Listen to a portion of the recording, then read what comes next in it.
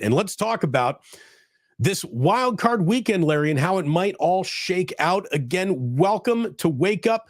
Damon and Larry with you. It's great to have you here. Go ahead, hit like, hit subscribe, support both of these channels. Anyway, look, let's talk about this NFL playoff schedule. First round bye for the 49ers, and the divisional game will either be on January 20th or 21st. We don't know who, and we don't know when, but clear that weekend, January 20th or 21st is when the 49ers will be playing their divisional game. Wild card weekend gives us 2 games Saturday, 3 games Sunday, and a Monday night football game to wrap up the wild card week. It starts Saturday at 1:30 West Coast time with Browns at the Texans. The Texans are always in that early Saturday window, and they are once again. But what an interesting year that they have had. And I mean, they are really playing with an awful lot of they're playing with more house money than anybody else in the damn tournament. I mean, they're not expected to do a thing. And here they are. So congratulations to D'Amico Ryans. I hope that he is the coach of the year. CJ Stroud, to me, that guy should be the rookie of the year. He was great. He was great against the Colts, wasn't he? Yeah, an incredible season for the Houston Texans. And if you are a Texans fan, are you going to win the Super Bowl this year? No, you're not. Are you ahead of schedule? You're more ahead of schedule than any team in sports, to be completely honest with you. So you should feel very good about yourself if you're a fan of the Houston Texans. We'll get into like thumbnail sketches, Larry, of who these teams are. I'll get your elevator pitch on each and every team. But they were my sleeper team this year to take off. They won 3 games last year. They brought in the Niners offensive system. They brought in the Niners defensive coordinator. They had 2 picks in the top of the draft. They hit on both picks. The Texans did a lot of nice things, and they're a team on the come. And they got a nice win against the Colts. I thought the Colts gagged it away, to be honest. But I think Cleveland gets them here, Damon. This is C.J. Stroud going up against the number 1 defense in the league, and rookie quarterbacks in history going up against the number 1 defense in the league in the playoffs have never fared well. So I'm taking the Browns to beat the Texans on the road. The Browns are favored, by the way, by 2.5 in that game, despite it being played in NRG. Well, look, I mean, the Texans, if we're being completely honest, they're the NFL's version of the Oklahoma City Thunder. Or the Arizona Diamondbacks, if you want to even sneak in a baseball reference to today's show for just old people to enjoy. But it really is. Like this is a team that is so ahead of schedule. No one expected them to be here, and they are. So congratulations to them. The Browns, meanwhile, Larry, you're right. They're probably going to win that game. And what might happen is like as wide of a window as you can find. If you're telling me that the Browns actually, because the magic went out of Joe Flacco's bag of tricks and CJ Stroud and that young Texans team figured it out, like, I believe you. I could see them winning that game. It's not out of the realm of possibility in my mind. Browns do turn it over. They throw a lot of picks. Larry, they could be a disaster or they could be Super Bowl champs. Like, that's the window that the Browns are operating in right now. They could absolutely be one and done, or they could win the whole damn thing. They're a really, really, really weird team, weird season, very good defense. The fact that they have shown up in the postseason, given who they've lost, going back to Nick Chubb all the way in week 2 to Deshaun Watson, and they might be better off without Deshaun Watson. By the way, I was told maybe. Yeah. No, well, here's the thing. I was told there's a nickname that they use in Ohio for Deshaun Watson that I had never heard before it was referenced on my postgame show last night. Larry, his nickname is Groper Cleveland. Groper Cleveland is one of. I mean, look at the Texans too. Nickname since Ron Mexico. That is awesome. That is awesome. Groper Cleveland. I mean, Erwin Kwong says the Texans are very lucky. They moved on from Deshaun Watson and they get C.J. Stroud. Imagine that. They had the dark cloud of Deshaun Watson's weirdness all hanging over him. They get out from underneath Watson. They wind up getting C.J. Stroud, who's such a great guy that the media there voted him like the most cooperative media guy. I mean, you can tell that kid is just really, really solid across the board. Did you ever hear him talk about his father who's imprisoned? And I mean, no, I oh haven't. my God. So he grew up with his dad behind bars, like his entire life, basically. Wow. And, that's overcoming odds, man. It's overcoming odds. And the way that he spoke about it was just with so much humanity and maturity and understanding also that criminals indeed need be punished, but not forgotten. Like it was like the CJ Stroud's a real deal, man. I'm impressed. Well, so much for that H2 testing that he bombed, right? Yeah. That test is never going to be given again, or nobody's going to put any credence in that test going forward.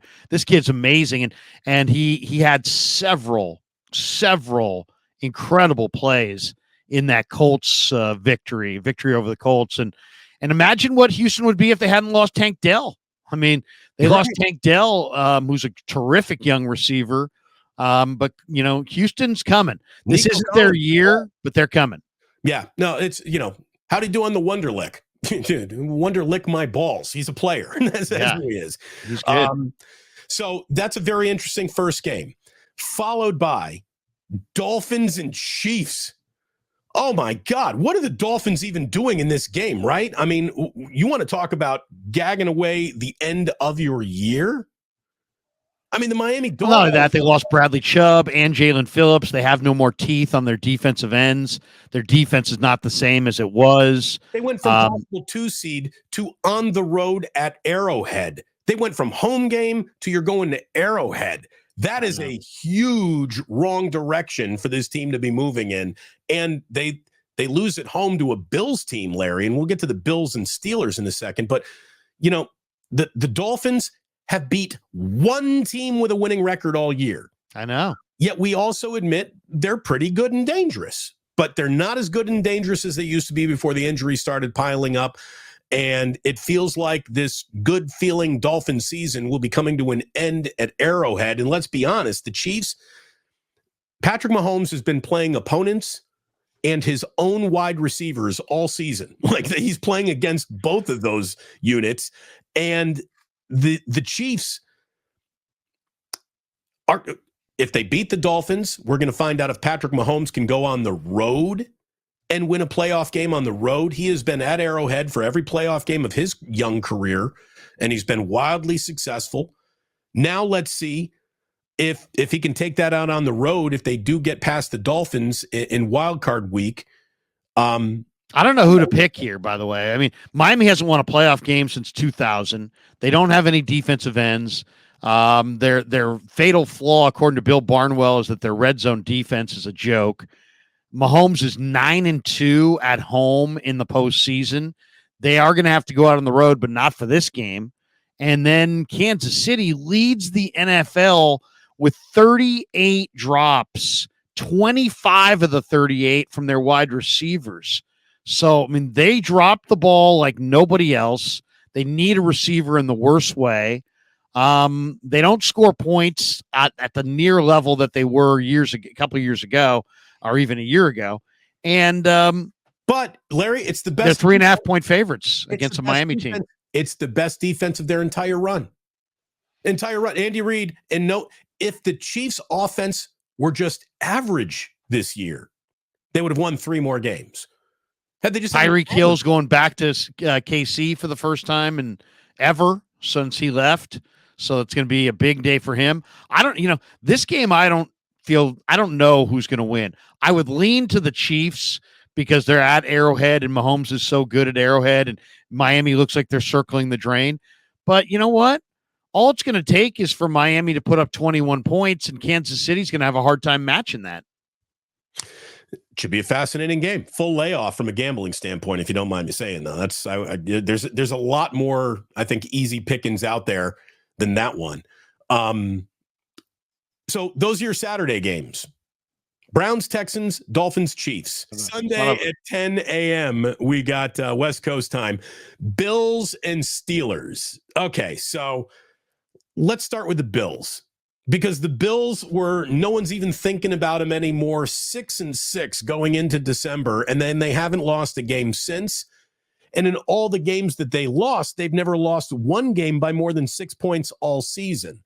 I saw somebody who's in the Bills Mafia or covers the team basically say, given everything I've seen about the Buffalo Bills, they're either in the Super Bowl or will suffer the single dumbest playoff loss in the history of the franchise that has redefined dumb playoff losses. So that's the window for the Buffalo Bills here. They're either going to heat it up and be in the Super Bowl, or they're going to go out like goofy chumps with some ridiculous mistakes. So I don't really know what to think of the Bills. Are they good? Yes.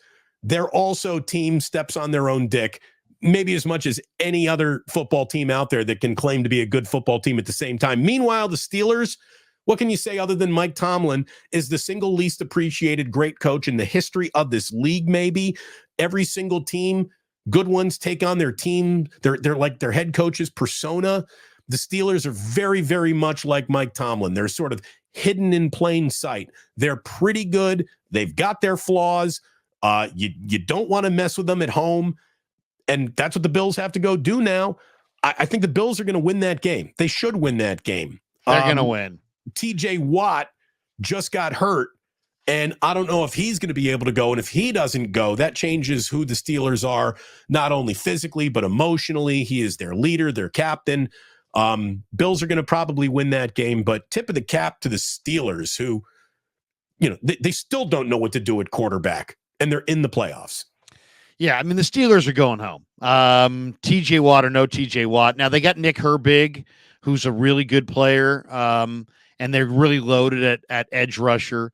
But even though it's been an up and down year in Western New York, I mean, the Bills are – Josh Allen is just too much.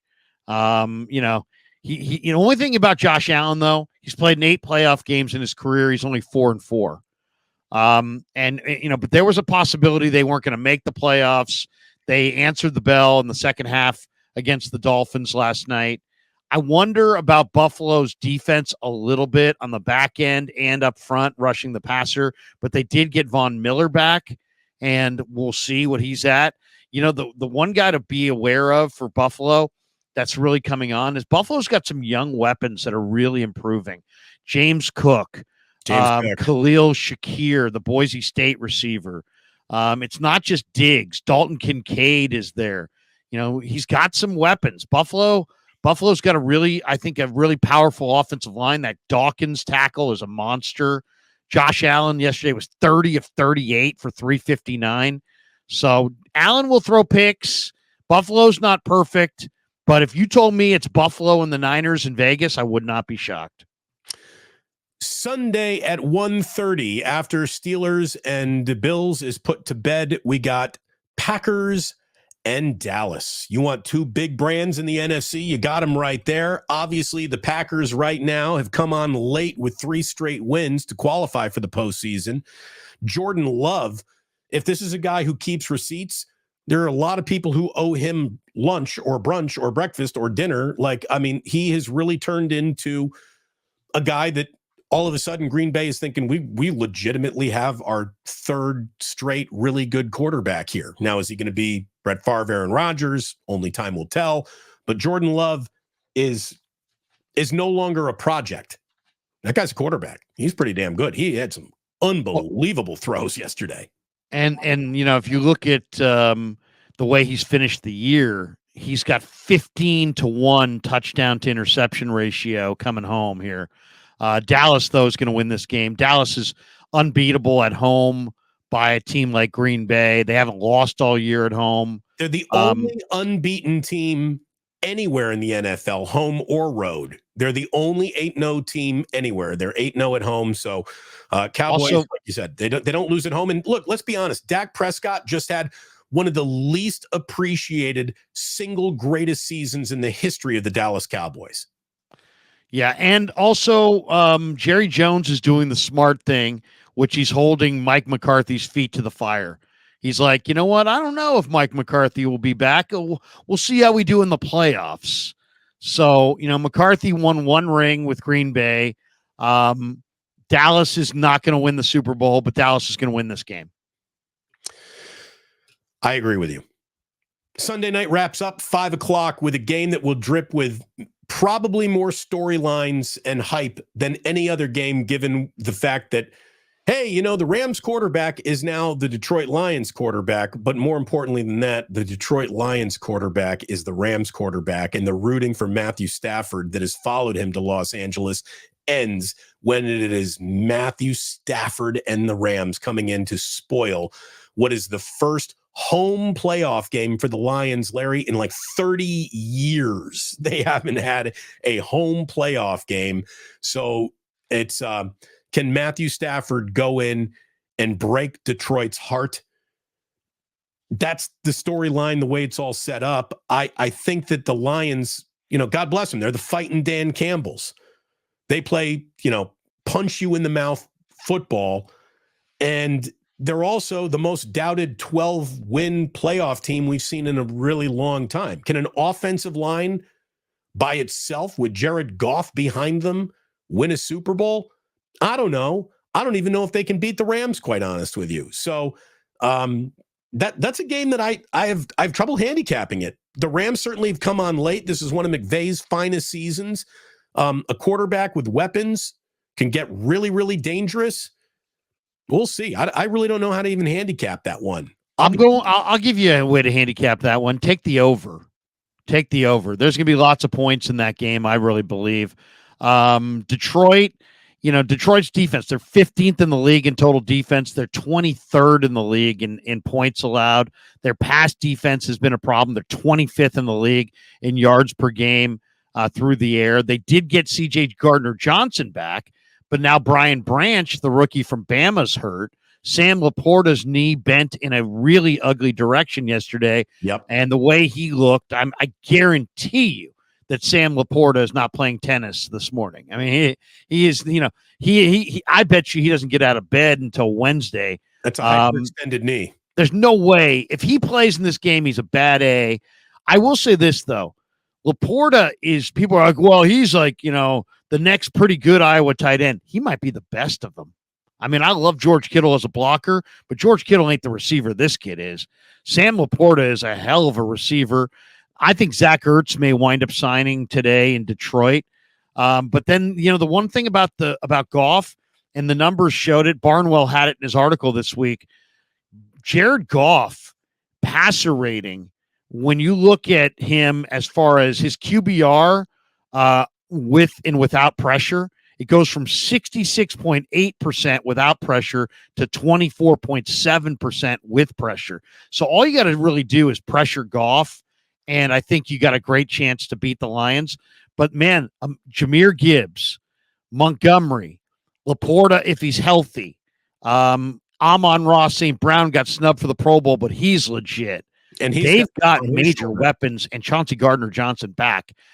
I still think I would probably lean to the Rams in that game, but the place is going to be absolutely crackling with intensity.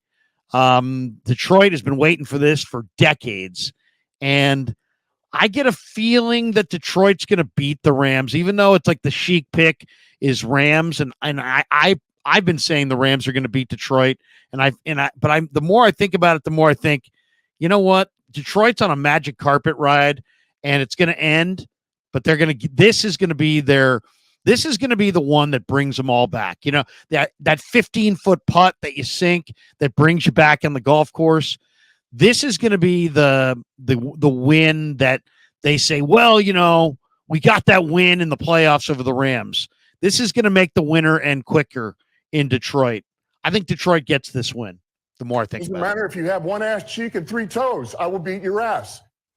And it doesn't matter if the 2-point conversion's at the 7-yard line. I will go for it. Come on, D's. D's nuts. Got to root for that guy. You want to talk about a team that adopts a head coach personality? By the way, getting to Jared Goff is a lot easier to say than do. That offensive line probably is the best in football. So, I agree. The Eagles' offensive line is clearly regressed, and that brings us to our final game of Wild Card Weekend, Monday night. And how about this? things have gone so wrong for Philadelphia since we got to know Big Dom and the 49ers went in there and won that game. Larry, there is talk of if Sirianni doesn't win in Tampa, he's out. He might be gone from a Super Bowl appearance to a presumptive 1 seed all year long to see the Niners basically change the arc of the Eagles season so dramatically that they've now, again, the Eagles are coming in, went from presumptive 1 seed to a 1-5 finish in their last 6 games. They haven't been right in a very, very long time. A late season collapse officially has Sirianni on the hot seat.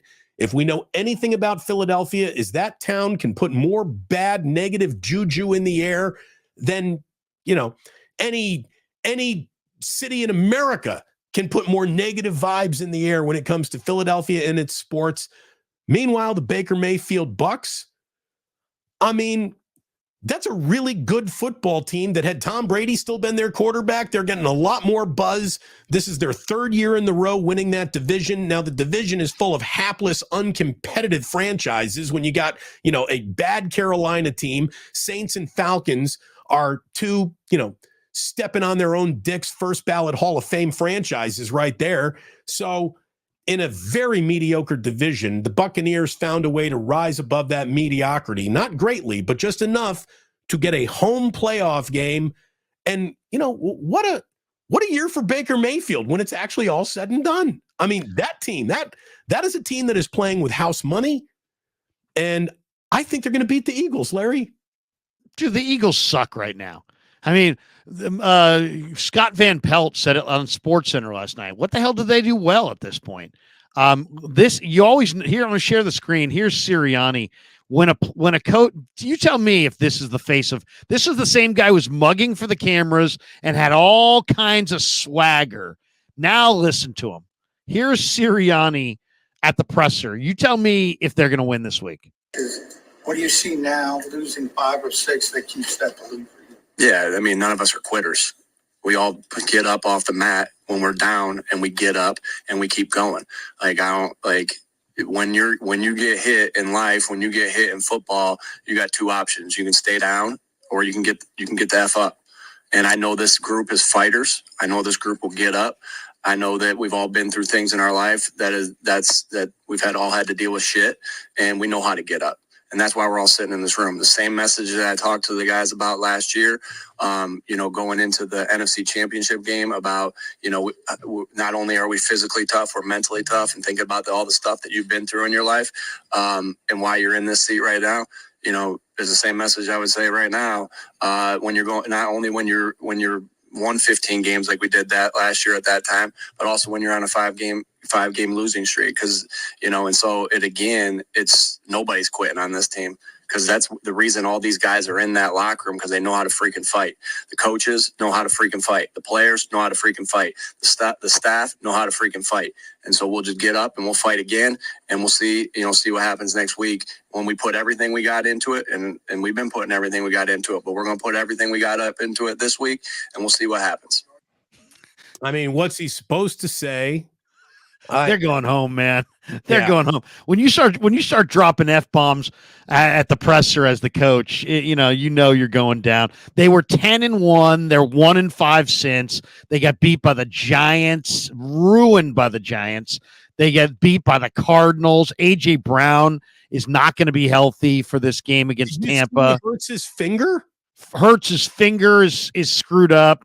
Philly is just, I don't know. Last year they had 70 sacks. This year, 43. So totally different team from a year ago. I love that the most smug guy in football is getting his comeuppance right here, because this guy is so smug, and the Niners beat them and sent them into a freaking tailspin, and it's just been awesome to watch. So I hope they circle the freaking drain. I like Tampa to win that game.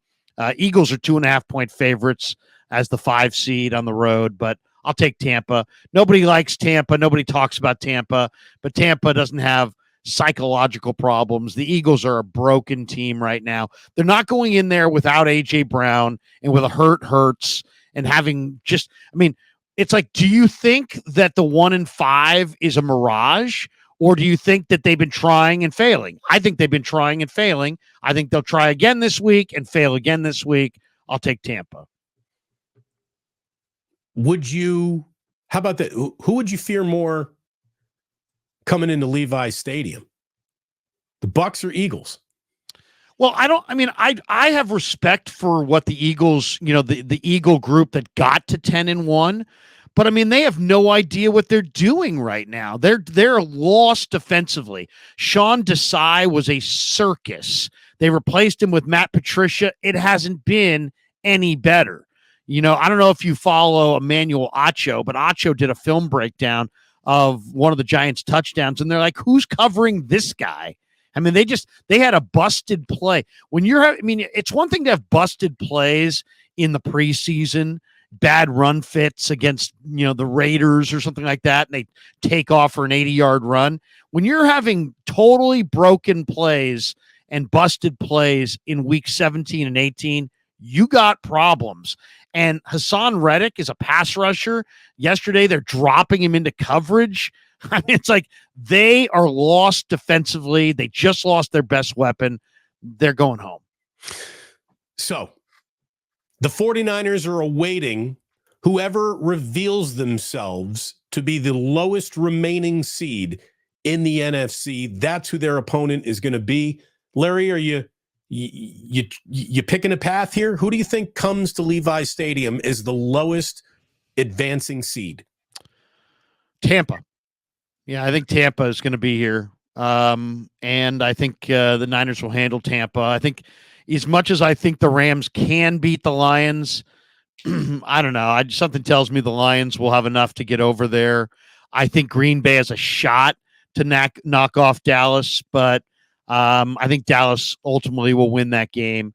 So I think Tampa. I think Tampa is going to be the team that comes to the Niners.